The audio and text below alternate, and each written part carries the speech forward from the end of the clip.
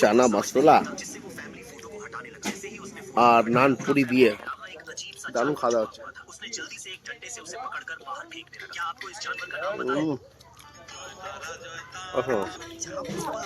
কেমন লাগছে রুমা?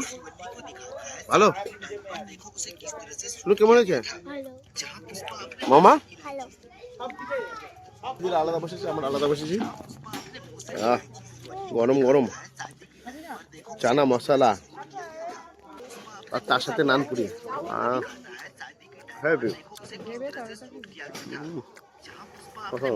তো বন্ধুরা, আপনারা কারা কারা এরকম চানা মশলা নান পুরি খেতে পছন্দ করেন অবশ্যই কমেন্টে জানাবেন।